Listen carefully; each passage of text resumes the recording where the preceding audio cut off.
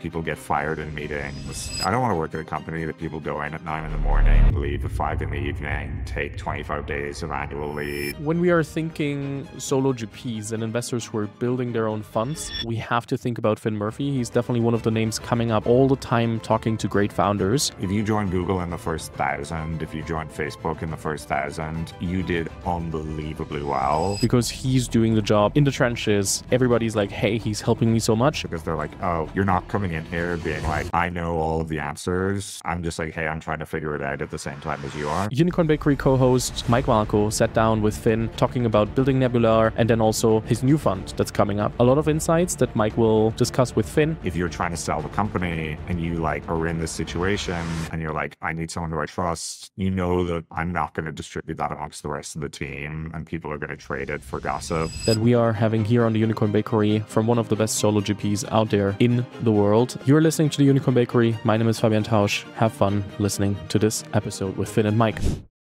Hey, Finn. How are you doing? Hey, Mike. Doing great. Thanks for having me on the podcast. Good to have you here. So maybe just as a very quick explanation of everyone of what you're doing. You're the GP of a VC called Nebular. You have invested both in Europe and in the US, and you're usually pretty early. But I would love to hear from you if you had to explain Nebular to someone just in a couple of sentences. What would you say? Yeah, I think, well, Nebular, so I'm based in New York City. Nebular Fund One's a $30 million, pre-seed and seed, lead and co-lead check fund. And where I try to aim to be is like finding founders building in categories that are sort of like, call it like 18 months ahead of where I think the rest of the venture market is. And so that's the whole goal I have with Nebular, is like trying to figure out where the smartest people are spending their time ahead of where all the noise is. And, in Fund One, that took me everywhere from like space-based data centers to AI companion teddy bears for kids through to like quantum computing and its impacts on cryptography. I think the reason I do that is because it's really challenging when something is like of the moment, because there's a lot of people trying to start companies in it, and breaking out through all that noise can be pretty challenging. And I think there's a lot of venture firms that already serve those kind of founders pretty well. And my reason to exist is to serve the founders that are building a little bit ahead of that and to help them be ready for when the rest of the market realizes what they're doing is going to be really impactful and really interesting. Yeah, that makes sense. And I think your background is also in math and engineering, right? So you have a more fundamental foundation than some other people might have, because like not everyone can look at space companies and figure out this might be what the market is like at 18 months from now. Why would you say that you're a good person to have like an understanding of what's actually going to happen like 2 years from now? I think like since I was like a kid, basically, like my dad was a Air Force pilot. Like I was always interested in engineering and technology. Like my mom like wrote a letter to NASA when she was a kid growing up in Mexico to like ask to become a female astronaut, which at the time they replied being like, there are no female astronauts. And so I like grew up in like not an entrepreneurial house, but like a sort of like engineering, performance, like just curiosity and creativity driven household. And, I studied math and mechanical engineering, and like I did like technically my degree is in minor in manufacturing engineering, because like weirdly when I was in college, I was like, I don't want to close any doors on myself. Like I was like, if I studied law, I'd probably have to be a lawyer, while if I studied math and mechanical engineering, I could probably do whatever I want. And that like led me to like not actually being involved in engineering or math. Like I started a software company while I was in college focused on digital identity. We ended up like, turns out like selling software to universities is like not an amazing business. And so we got hired by a consumer fintech. And that was like really interesting. Got to run growth marketing there for a while, also get exposed to a whole bunch of different ideas. And then when I left there, I joined a venture firm mainly focused on enterprise software in Europe called Frontline Ventures. And I sort of, enterprise software was like not the thing that you would have thought I would have been signed up for. And I suppose like when I started, I think like the first investment I brought in the door was an African neobank. So it was like not exactly aligned to what I was hired to do. But I find there's a lot of like joy and interest in like connecting dots and like trying to stay on top of different technical trends. And I think a lot of the like great software companies have kind of come from like counterculture movements, whether it was like Apple, whether it's Nvidia, whether it's like Airbnb. Um, and I think like I just find it more interesting to try to find like where are these people who are working on things where they don't necessarily care that no one else is spending time on just yet. And, that's a different style of investing to say, there's this like quote from one of the benchmark GPs called Mahlkow about like the job of a venture capitalist is not to predict the future, it's to see the present very clearly. And like one of the things that I've realized about VC podcasts and VC quotes is that advice is for them specifically. It's not for everyone. And so Yeah. like, yeah, if you're benchmark, you can afford to wait until the present is very clear and you can lead the Series A in that company at the moment. But if you're running a strategy to be one of the first checks in or the pre-seed and seed, you have to take risk. And that risk that I like taking is like, where are these smart people going and spending their time? Um, and that's it. Like you're just always on this like kind of like intellectual curiosity driven approach. And like, I don't know if you saw this like on my Twitter, like the pinned tweet on my Twitter is like VCs invest in things that they don't understand all the time. And like me kind of being like, oh no. And it's like the conversations I try to have with founders, like when I was learning about quantum computing and like I was getting more involved in like the Bitcoin crypto community, you just come at it from a place of curiosity and like you're trying to learn. And I'll always say to founders, it's like, look, I'm never going to know more than you will about your product or your market or your customers. Like, I don't think that's the job of an early stage VC. Like the thing that I know a lot about is like how things go and how things play out once you actually start the business and when you get into it. But I see myself as more of a like student and someone who learns from founders rather than someone who can be like, oh, let me tell you how to be more successful in this market. Again, because I think there's lots of people that can do that as companies scale, but I don't necessarily think it's what's needed when you're doing these like first rounds of funding. Yeah, that makes sense. One of the questions that I was wondering about is where do you find these people, right?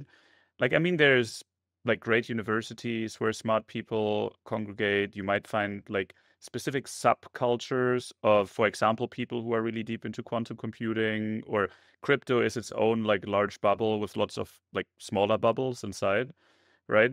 So, like, do you have like a preferred way of like, do you have the industry first or do you meet the founders first? Like, how are you meeting all these people who are working on these counterculture movements?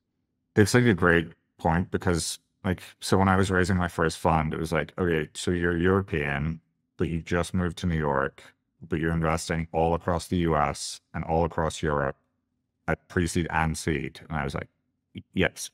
No, Yeah, so that's like the investable correct. universe is so big.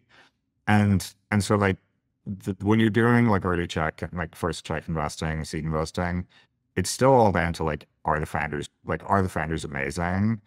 Like, the market tailwinds are going to be really beneficial. Like the product selection is like, it's always going to change and what they build. And like, there's going to be pivots along the way. But like the reason why I try to look at these trends is they just help me narrow the scope of things that I'm looking at any point in time. And like, I think, Mike, like you've sent me some stuff in the past. I've just been like, that's just not an area where I'm spending time at the moment. And it's otherwise because like, there's always more founders you can meet and venture when I have this wide viewpoint.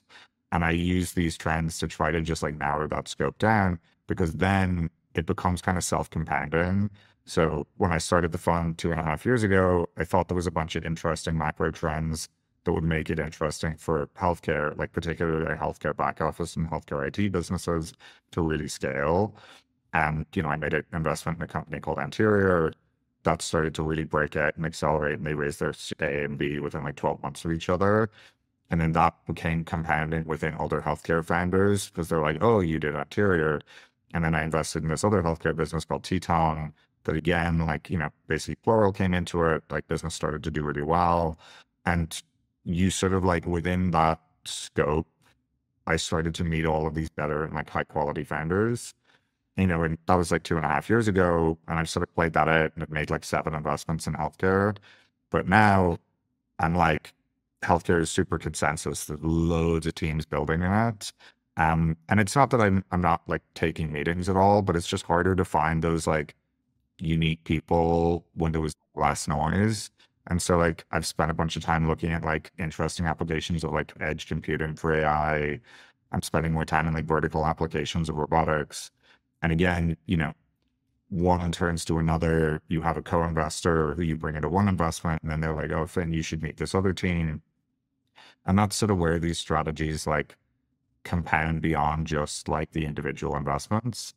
But it's hard, like, when I was raising my fund one, it was kind of like a tricky proposition because people were like, so what are you going to invest in? I was like, I don't know. Like, I might do a lot of health, I might do healthcare. I think it's interesting. I think manufacturing is also really interesting. And I think, as I head up to future funds, it's a similar proposition. It's like, can I guarantee what I'm going to invest in fund two? No, because it's all about finding like where these trends are going and where these founders are. Like I actually was a very funny example. There was like one investor who passed because he was like, oh, I think your fund one, like it's a little bit too down the middle for us. And then I met up with him in December, and he's like this Dutch guy, and he was like, Fien, you didn't tell me you were going to invest in like space data centers and like AI data and like robots in store. Like this is so good. And I'm like, well, yeah. Like, You didn't how could know. how could I have known what I was gonna invest in? Yeah. And that's sort of and like everyone has to do the thing that works for them. But I found like that's the thing that like works for me. And I think with founders that I end up working with, it resonates because they're like, oh, you're not coming in here being like, I know all of the answers. I'm just like, hey, I'm trying to figure it out at the same time as you are. Yeah, and I think one of the things that you just mentioned is something that many founders don't think about that much, and it is that VCs also have to fundraise, right? So like half of like it depends on like the time, like are you raising the fund right now or not? But like a big portion of a successful VC's, especially like a GP's job, is to actually get money to actually then invest it in the founders, right? So you are a solo GP, right? So you do basically everything on your own, more or less, right? So how do you split up the time between making sure that your founders are happy, that your LPs are happy, and then also thinking about the future, specifically because you're very involved with some of the companies as well, right? So how do you prioritize the tasks? Is probably the shorter way to phrase the question. It's a good question. I think like this is like when I was learning kind of like it was like I started venture in April 2018 and my intention was like I'm gonna do this for like 18 to 24 months and then I'm gonna leave and start a company. And it was about like 18 months in, I was in San Francisco, or maybe not, like less than 18 months in, I was in San Francisco for YC Demo Day. And I went and met a really senior GP. He's since retired from Andreessen. And I was just talking about like, he had been an operator, he'd been a VC. I was trying to make a decision of like, I really like the job, but like, should I stay in it forever? And, he kind of laid out like there are many, many different ways to be a successful investor. Like there's like every shape and size, like, people that are super social, people that never speak to anyone, people that only do growth, people that only do first check. Like there's all of these flavors, but like we kind of broke it down that like there's really 5 jobs of an investor. There's like, can you source investments? Can you decide on which investments to try to invest in? Can you win those investments that you want to invest in? Can you support those companies so that you can build referenceability with those founders? So in the future, you can also win more deals and those companies can be as large as they can possibly be. And then the last one is like, can you build a business of a venture firm? And the last one is like very different because the first 4 are like, are you a good investor? And the 5th one is, are you good at the business of investing? And it's kind of like the difference between being a founder and being like an early employee. Like being an early employee, you actually may end up doing like almost everything the founder does. Yeah. You're going to be in sales calls, you're going to be helping out on product, but there's like one thing you don't do, and it's the ultimate, like, if you don't do something, it's not that nothing happens, it's that the founders have to pick it up. And I kind of think of it on the firm management side of things is like when I raised Fund One, had no idea how to raise money from LPs. And in retrospect, I wish I had just treated it more like raising money for a company because it's very similar. You would think the dynamics would be very different, but the dynamics are much more alike than you would imagine. And the way I sort of try to treat the whole thing is the most important part of the job is like, can you win in the best companies that you actually find? And like everything else is sort of just feeding into that. Like being able to support them is really just feeding into, are you able to win? Because when these things, and you know this, it's like when things get competitive, if a founder calls you and they're like, Finn is the only person I would work with, like that is why you should take their money. Like that's the powerful thing if you're competing against a brand or competing against someone who's been doing this for a much longer time. And then it's like, can you see enough things? It's like, can you see enough to put yourself in the position where there's stuff that you actually want to do that you can win? And so everything else is important, but it like all feeds into this, like at the moment of deciding you want to do something, can you actually make it happen? And so I try to balance everything against that and like almost be able to drop everything at a moment's notice. If you have like, one of those calls or one of those meetings or like where it's like, oh, wow, this is actually the thing I want to go and pursue.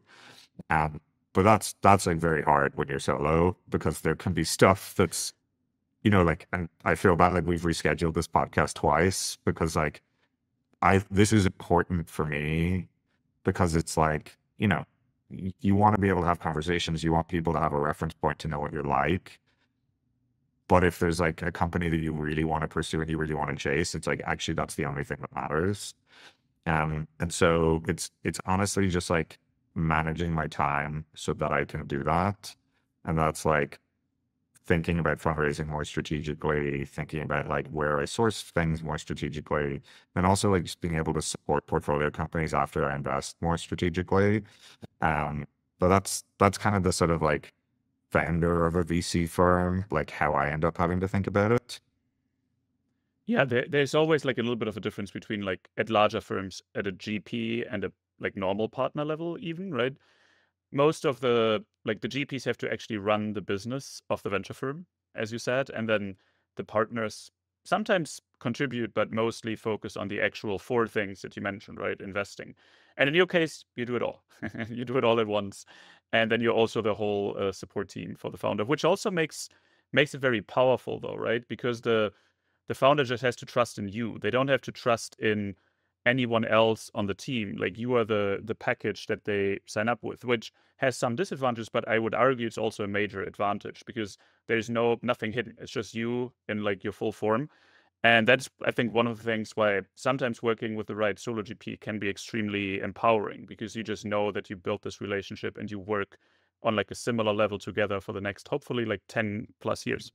Oh, totally. I mean, I kind of think about it like the second I'm in a competition on customer intros with Andreessen Horowitz, like I'm fucked. Like, Yeah. It's like, I almost like just say that to founders up front where it's like, look, like, I'm not going to be the firm that are going to send you the most engineering candidates. I'm not going to be the firm that are going to send you the most leads, but also like, you're going to have to figure out how to build a hiring pipeline and you're going to have to figure out how to build demand and run top of funnel. And I'm like, I've done that before and I'm happy to have those conversations with you and be in the trenches with you and like be the person that you don't have to be worried about like performing for because you don't know what that person, like how much of their career is on the line for you actually pulling something off. And so I think it's like always the thing. It's like, if you're a startup, you don't want to compete with your competitors on feature priority. You want to find areas where your competitors just can't even play. And the one area where the bigger firms can't play as compared to the solo is when you talk to me, you talk like you're talking to the metal. Like if you're like, hey, can you budge up on valuation 10%? I can just go, yeah. If you're trying to sell the company and you like are in this situation and you're like, I need someone who I can trust that like he'll just come here, that I'm not going to distribute that amongst the rest of the team and people are going to trade it for gossip because that's the currency that you need in venture. Yeah. And I think it's like, it's the same advice I would give companies is the advice I try to take myself is just, even when I talk to fans, like I don't take board seats. I don't use like weird instruments. Like I'm just like safe. Like this is a two-way street. Um, but I literally say to people, I'm like, look, if you want to talk like every day, we can talk every day. Like that's fine. If you never want to speak to me again after I make the investment, that is also totally fine. I'm like, I recommend for you, because I do this for myself, find ways of holding yourself accountable. And like that can be writing a monthly update. That can be doing a quarterly check-in. That can be having like a peer board of founders where you meet up like twice a year and do a like 3-hour session. But like, you know, if you don't trust your investor, like, and it takes a while to build up to that trust, it's hard to have an accountability mechanism that's actually valuable, because like accountability is also being able to be like, I fucked up and this is why.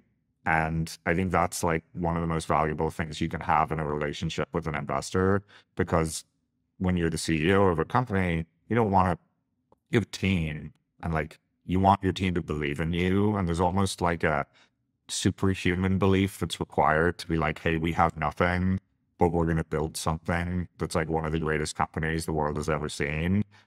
But then you fuck something up personally, and you're like, oh, that this is going to be harder. And so I think that's where like the edge you can have as a solo GP comes in. And it's where I try to kind of position myself in this whole like venture market world.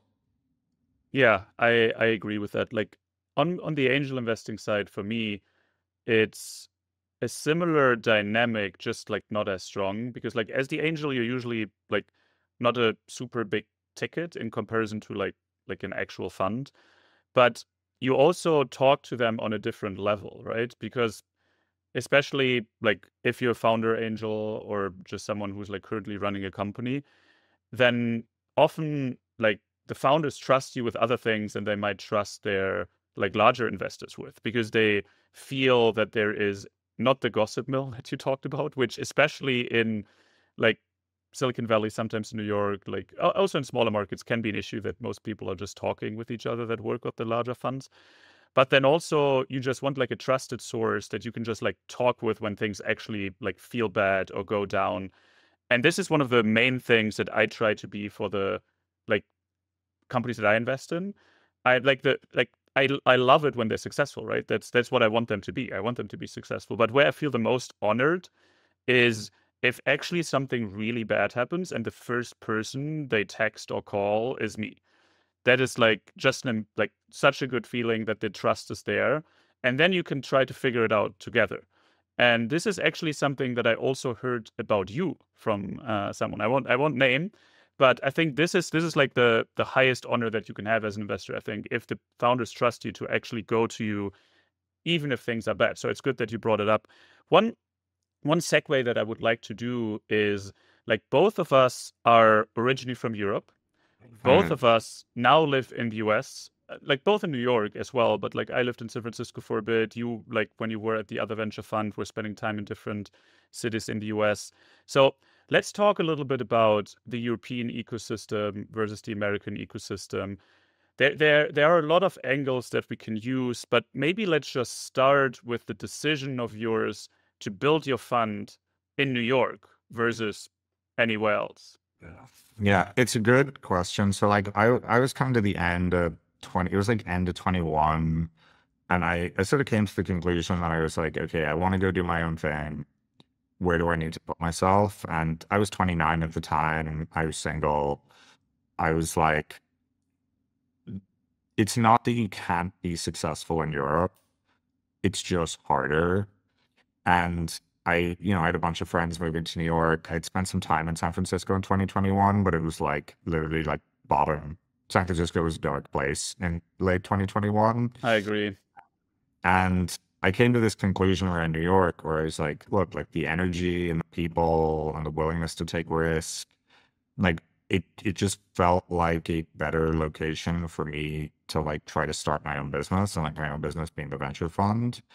And like I do like I think people also overestimate like I think European venture capital is like very competitive, and it's like there's actually a lot more dollars chasing fewer opportunities. And so things get heard about and circulated like extremely quickly. And I think that makes for like a really tough dynamic where like it's almost impossible to find something that there's not like 15 people already like trying to like hammer cash into. Well, the experience I had in the US was companies raise money, they talk to 3 or 4 people, they pick the one out of the 3 or 4 best that they like. You know, there's obviously the crazy stuff in San Francisco, but it's not like the total. And so there was that like bifurcation of in the US is more competitive, but there's a lot more opportunity. And I think people are just more risk taking and willing to back young people going for it. And, you know, like my phone one, I kind of joked about this, but like, you know, I grew up in Ireland, spent like 28 years of my life in Ireland, and like my fund one has 5 times as many LP dollars from Minnesota as I do from all of Ireland. Yeah. Like, you know, people in the US, like be they institutions or investors, are just like more willing to put risk capital behind young people really going for it. And I really felt that. And I think had I been in Europe, raising the fund would have been much more challenging. You know, now when I was raising the fund, I was like, I think I'm going to invest 50% in Europe, 50% in the US. And what's ended up happening is it's closer to like 70-30 in terms of like where the founders are based, but it's actually 50-50 based on nationality because I'm pretty much the only European VC. Like I felt like a bit of a hypocrite sometimes when I was living in Europe and I would say to founders, I'm like, you need to move to the US. You need to move your family. You need to move your kids. You need to go right now. And they'd be like, oh, like we need to figure it out. And I'd be like, no, like you need to move right now. Like this is where the opportunity is. And that's like kind of hypocritical when you're like sitting in Dublin or London, being like, well, I can do this job very well from here. And, you know, I think unless I'm wrong, like I think I'm the only European venture capitalist who like actually was like, okay, I'm going to move to the US. I'm like, I'm going to see how this goes. And I'm going to set up my own firm here. And that just like is another thing that keeps you top of mind for great European founders because they're like, oh, you should talk to Finn. Like he's been through the O1 process. He's been through the green card process. He's got that mindset. And I think that's been really valuable. And like the community of Europeans that are coming over here, like everyone you need is like very high quality because they have that screw loose in their head that was like, it's going to be really hard to get a visa. I'm not going to know anyone, but I don't care. I'm going to figure it out. That is one of my best deal sources as well on the angel side. It's just Europeans moving to either New York or San Francisco or somewhere in the US. And then similar to you, lots of the conversations start, how do I get the visa? Or they start with, should I go to New York? Should I go to San Francisco? Or they start with, how do I raise from American investors? Is one question that I probably get like 20 times a week. It's like, it's just such a, like we have asked these questions like ourselves, right? The O1, the green card, all these kinds of things. And then it also at some point like aggregates and multiplies, right? If you've helped, I don't know how many people you've helped come over here, but probably quite a bit. And then their friends at some point might also come over, and then it just multiplies from there. The other thing that I find interesting is the same thing that you said on the VC side is like often very true on the founder side as well. It feels that American VCs on average, and like whenever I say these generalizations, obviously there's some exceptions in the European ecosystem, right? You know that there's like some like people who also take a lot of risk there. But on average, or like even like if you look at like the individual like risk-taking appetite, founders are very frustrated often talking with European investors versus American investors, especially in the early stages, just because the demands of what has to be proven for a European investor is often so high in the early stages that it doesn't make sense, right? And then on the other hand, you have people in the US who actually invest risk capital and invest in founders early on, believing in their vision.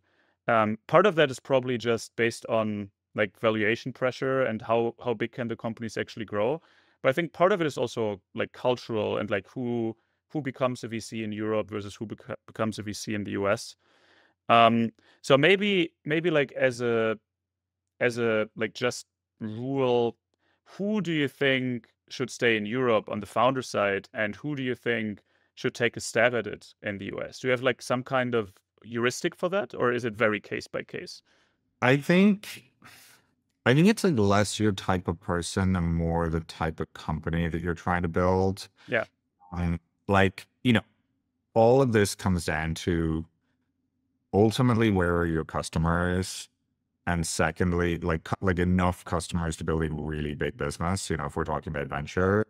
And then a secondary component of it is like, where is the talent that's going to be required for you to build the business to serve those customers?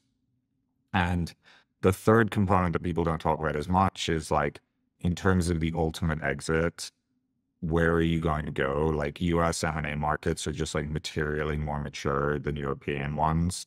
European capital markets on the public side, even though companies have not been going public that often these days, are just materially more mature, and you'll trade at a premium in the US. So it almost doesn't make sense to be listed in Europe. But I think it really does come down to where are all your customers? Like if you're a software infrastructure company and you're like not in the Bay Area, like that is where like 50% of your early adopter 50% of your early adopter large customers will be within an hour's drive of Palo Alto. So like you need to be in Palo Alto. If you're a Revolut or like, even like take, for example, like a Penny Lane, where you're like, we are focused on serving French SMEs with like a full stack vertical fintech product. There's questions around like how big can that be? But like your customers are French SMEs. Like you need to be as close to the metal with those companies as possible. And the trade-off you're making is like there is a potential time constraint, but there's only so many things you can be at any point in time. One of the interesting parts around like what's going on in AI right now, I think for European founders is, there's this whole idea of like sell the work, not the software, and that like AI is going to expose like more kind of like workforce and labor budgets to technology spend than we even had in the past around IT. And I think the interesting thing for European markets is like that opens up, if that's correct, much larger TAMs within the European ecosystem. So, I have an investment in a team based in Berlin that are focused on like basically AI workers for the German healthcare market. The German healthcare market is the second largest healthcare market in the world after the US. And if you can like really capture like even a small percentage of the total labor spend in that market, that can be an enormous business. And so you could get being like, oh, I should be in the US, I should be there. I'm like, where are your customers?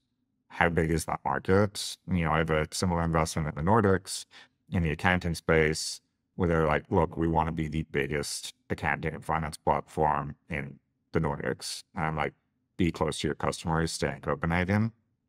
I have another business that does remote patient monitoring. So like camera systems in like senior care homes, hospitals. And for them, the challenge is you're not as big a TAM. It's not accountants. It's not healthcare systems, doctors, orthodontists, dentists. It's specifically senior living facilities and sometimes, hospital wards. After consideration and like going live in Denmark, going live in Switzerland, going live in the UK, they realized they were like, actually, the massive market opportunity for this is the US. And so we're going to keep our engineering team in Copenhagen and we're all like, go to market's going to be in the US. And so I think it's like there's no size fits all, but it's the real deciding factor on like where are the most of my aligned customers that I'm going to be able to sell into that I can build a really big business. That's generally how I feel about it now. And if the answer is all of my customers are in the US, the like, when can you move is like, the answer is yes. Like the answer is always yesterday. Cause like you and me both know this. Like when you first come here, like building networks in the US is actually like, it's not impossible. Like you can do it, but it takes time And, suddenly you've met that person at that dinner, you've met them again, and then they're like, oh, Mike, I should invite you to this thing. And then you're trying to get in touch with the customer and you're like, oh, hey, do you actually know this person? And it all starts to compound, but there's no way to like accelerate trust building in a new network. And the like first step is actually being here full time. Because if you're not here full time, if you're like, oh, I'm just staying for like 60 days on an ESTA, people just don't take you seriously. They're like, oh, cool, Euro person, travels, has a good time, like, see you later. Yeah, I agree with what you said. Like, especially in the first one, like you should be where your customers are. Like nowadays, like companies can be built remotely way more easily, but ultimately being close to the customers, sometimes even whether it's time zone, right? That's time zone is the first step, but then like physical presence is like the second step. It's just so much easier to get like actual big deals done, to understand your customers, because you do not only want to sell to them, you also want to spend time with them, right? And that is severely limited when you're not physically where your customers are, or like definitely also if you're not in the same time zone, because life is just different. And then yeah, building a network and compounding, I think it definitely takes time. But one of the nice things about both New York and San Francisco, which is the only US cities where I've lived in LA for a bit, but that was mostly for college. I feel that it takes a little time, but also people are very open to just meeting new people and forming new relationships. And one of the cheat codes, like at least for the Europeans who move here, it's similar for people from like India or China or something, is first step, just like meet some people from your own country or from Europe. Like you always have like a little bit of like a trust level. If like, for example, when we met, right? We were like immediately bonding over just like, oh, we moved here like from different countries in Europe, but like there's some shared journey, shared culture. So like this is the first wedge in, and then it should expand from there. Don't only hang out with like people from your own country or like from Europe. But I think that's usually like a little bit of a softer cushion for some people who move over. That's like spending time with the expat founder community, like one of the few expat VCs there is like here in you as well. One thing that I really wanted to focus this conversation on, because you had a LinkedIn post about that a while ago, and then some people reposted it as well, is the difference in terms of compensation, like employee compensation in Europe versus the US. Because like we talked about like different appetite for risk taking, right? Like in the US, like usually a bit more risk prone. I think most Europeans would even agree with that. Even the European funds, they like more solid investments, and their returns are often good, right? But they just think about it a bit differently. And then similarly, there seems to be like a big issue with like talent in Europe, because we do have a lot of talent. We have a lot of smart people all over, like lots of smart engineers, lots of like just very smart people on the business side as well. But it seems that they are not aggregating in tech as much as they are here in the US. And there's multiple reasons for it. And one of the things that you were talking about, like, I don't know, like must have been a couple of months ago, was that Revolut only mints 29 millionaires. There was like some kind of like post about it. So I wrote that when I was actually on the plane to Slush in 2021 originally, Yeah. because I saw this Sifted article where it was like, oh, Klarna valued at 45 billion, prints 25 millionaires. And I was just like, prints like maybe 75 millionaires. Something like that, yeah. But I was like, that's crazy for a 45 billion company to only produce that many. And there's like certain details in the accounting, and people were like, oh, it's like this, and this is like what's been exercised, blah, blah, blah. And then obviously, like, actually it probably will print no millionaires because of all the recaps and restructuring, which is also like just the reality of company building and tech. But I think every time I've ever negotiated with like, an employee, or like helped a company negotiate with an employee in Europe, there's kind of a perception that the equity has no value. Mm-hmm. While in the Europe, because they haven't seen examples of other people who have joined startups and done incredibly well. And while like Silicon Valley and even like New York to a lesser extent, and Boston, like actually to a bigger extent, there are just so many people who've made so much money from joining a company early. And like not even joining like in the first 5 employees, like if you join Google in the first 1,000, if you join Facebook in the first 1,000, if you join Coinbase in the first like 300, like you did unbelievably well. And I think that that's the challenge. And like the reason I wrote that article was because like people don't do themselves any favors. Like a lot of option programs that people set up for their companies are like hyper unfriendly to employees. Like, the exercise periods are like super short. So it's like, hey, if you leave and you don't have all the money to pay all the tax on this, like, fuck you. Like, you're not going to get your equity. And a lot of them don't have like double trigger vesting. So it's like if you get acquired, you roll into the vesting schedule of the acquirer, and then like they fire you and you just lose your shares. And you're like, well, that was a waste of time. And so I think there's just like the ethos around compensation on the equity side is like, if the acknowledgement is that like it's probably not worth anything, then like you have to tell the story of why it is. Like you have to make it an attractive package to bring people in.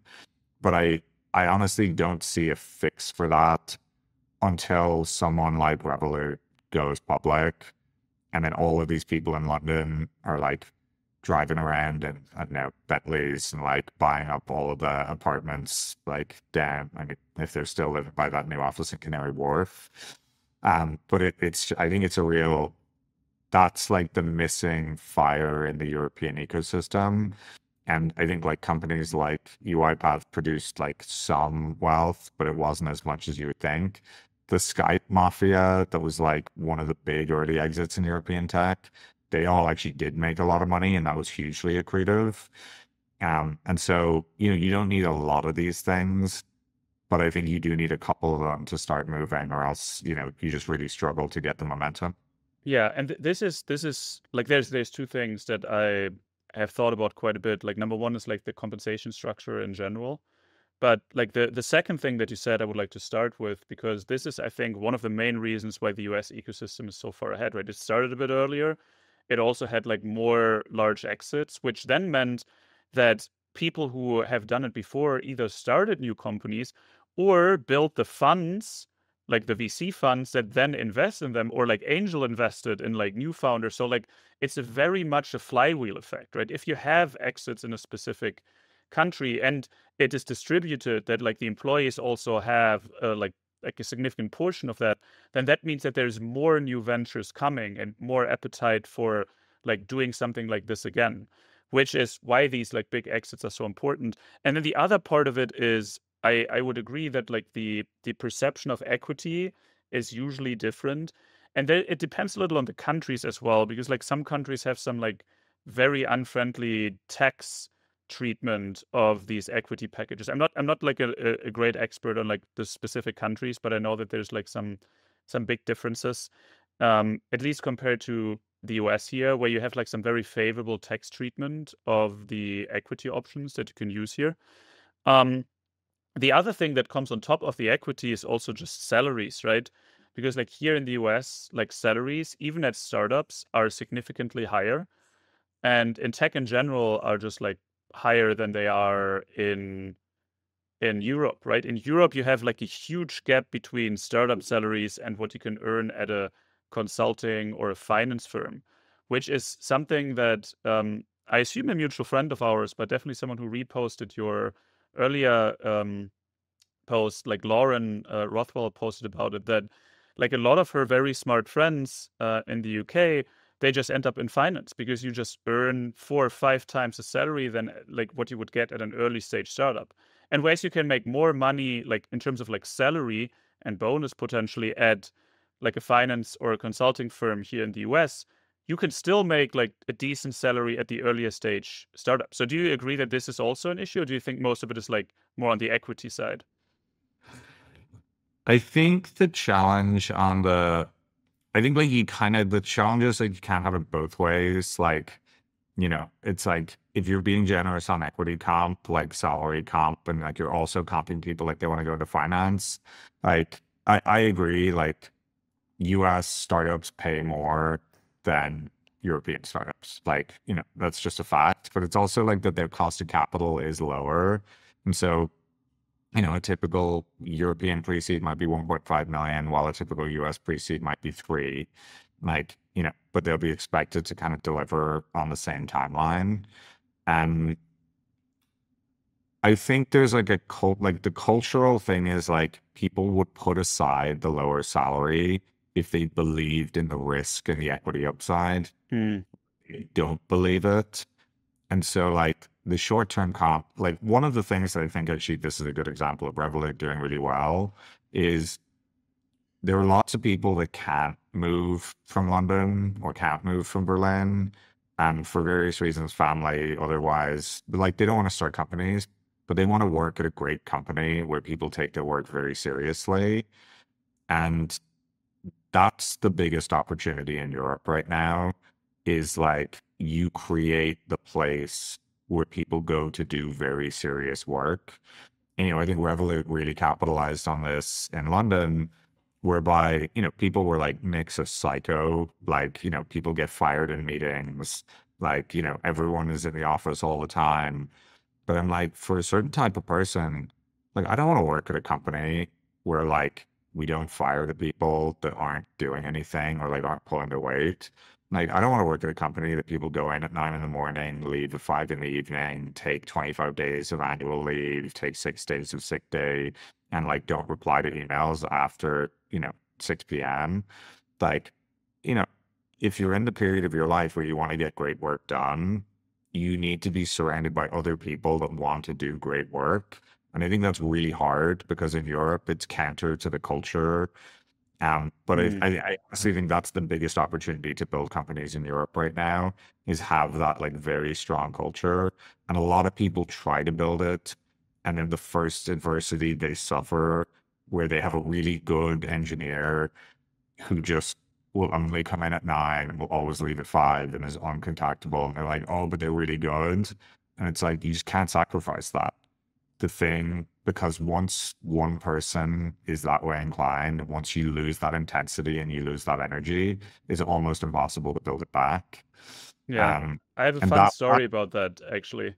Mhm. We like at our last company, basically at the company, like both of the companies, we have a 6-day work policy. Like we started with that from the in the very beginning, we worked 7 days a week, everyone in the company. Like the first couple hires and us, we were just like basically just working out, sleeping, eating. That was basically it. At some point, we decided that like employees at least should like have a day off, and it was like a decision that was like it wasn't an easy decision back then because we were in Silicon Valley. We were in like super hardcore. We have to do this mode. That was when we were building the fintech, and then we kept the like 6-day work policy for everyone, like basically the entire time of the company until we sold the assets. Then, and what we learned is that it made hiring much more difficult, especially because we also hired some people. Like we had a split office between San Francisco and Berlin, a little like I think the Danish company you mentioned earlier, where some of our engineering was in Berlin and some of the team was in San Francisco. And then the decision that we had to make is like, do we hire this like very good person, but they just don't want to work Saturdays, right? And it was an easy decision, but we then ultimately just decided not to do it because it would just like change the culture too significantly. And that meant that like a huge pool of people we just couldn't hire, but at the same time that the people we hired were aligned with the way we want to do our work. And that doesn't mean that if you're sick, take a day off, obviously, right? Or if you need a break, whatever. But it's just about like setting the standard. And the thing that like people then sometimes say is, well, like that sounds like everyone is overworking, but you never force anyone, right? They can just work somewhere else. Like if the expectation is just that you have like a certain level and it's like still healthy to a degree, then I think that's just what you should be able to do, which sometimes is also difficult with European labor laws, just mentioning that. But Oh yeah, yeah, no, for sure. And I think like one of the tying all of this together, like that culture only works when people feel like owners. And so oh if yeah, you're like, you have to work 6 days, you're working 6 days a week, this is what we're doing, but also like you get a terrible equity package and we're paying you peanuts. yeah, It's like all of these things have to make sense in the aggregate. yeah, And I totally agree. It's like people shouldn't, if you have to force people to work 6 days a week, then like you also have problems. But like Yeah. all of these people working in GS or Morgan Stanley, like they're working crazy hours anyway. They want to be part of an environment where they can succeed and actually break out. And so I think that to me is like, and it's hard, like it's a really, really hard thing to do.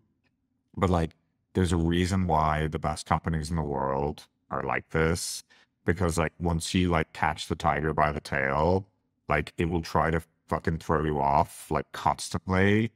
And as soon as you allow this sort of like creep of laziness or creep of like culture, your grip softens and it's gone. And you know this from like previous, I know this from previous companies. Once you lose it, it's the worst thing ever because you're like, oh, It's so difficult to rebuild. And by the way, like we paid like both very well on the salary and on the equity side. Like we compensated people for the like additional work more or less. And I think you have to do it if you want, like if you want the right, if you want the best people, then you need to be generous, like with like at least the equity. Like I think overspending on equity, like this is also what I always tell my, like basically most of the companies that like I talk to, like my founder friends, whether it's like people in the US, people in Europe. In the US, it's a bit more established. Like you want people, as you said, to feel like owners. Like the first employees, like it needs to continue like forever. Basically, I think everyone should be an owner of the company if they work at the company full time. But like especially early on, these people are so fundamental to your journey that they need to feel like they're an active part of the journey. So I think that's like a pretty strong one. Maybe like to close it off, um, since we are like um heading towards the time limit.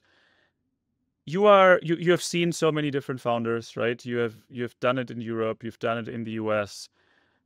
What is something that you're like extremely excited about, just about the future? Like what just like really gets you going? I think that's always like a great way to like end this. You can like it can be whatever you want. um, it's interesting. I think we're in this like very paradoxical environment right now where the world is becoming more chaotic. You know, Pakistan and India are potentially going to war. Like Ukraine and Russia is like, you know, a conflict that like doesn't seem like there's a near-term resolution. You know, there's the trade issues in the US. And you know, also like social issues around like different parties across the world. And yet on the flip side, like we've never seen like the potential for so much value creation from technology. And I think like one of the things that sort of inspires me is like economic opportunity is the biggest driver of avoiding political instability. Like all Mm-hmm. political instability, revolutionary movements, right-wing movements come from economic dissatisfaction in their people. And I think that there's a real opportunity with AI and robotics and space and like novel energy transmission to like pull humanity like really far forward into the future in a way that like, you know, I'm talking about like the 2004 to 2014 leap rather than the 2014 leap to 2024 leap. Mm. Like we are now back in a like in 2034 things could be so different that if you took someone from today and put them there, they would be like, what the hell is going on? And I think like the hardest part of that is like it's not as clear what that future is going to be, and there's a lot more uncertainty in the wider world. But if you're someone with like a real mission and the wherewithal to build a great company, there's never been more capital, there's never been more available resources. Like even in the nichest corners, like you can build businesses for like the tiniest group of people imaginable. Or you can take mega swings and like, you know, try to build the future of like space-based data centers, the future of like human companionship. I think that's what it's hard to know. Like, I'm not the person, like, if I was starting companies, like, we started this quantum computing company and incubated it because I, I was just like, this is like such a unique situation that I don't know if I'm going to be able to find the team working on it. Mm. But like, typically, I want to find founders that I sit down with and I'm like, wow, I've never thought about it that way. That's so awesome. And those are the people you want back. And I think there's going to be more and more of those people. There's just also going to be a lot of noise, whether you're joining a company, trying to start a company. that's going to be the important thing to figure out what to be able to filter. I think that was a perfect way to end it. Finn, thank you so much for your time and all the insights. Oh, thanks so much, Mike. This is great.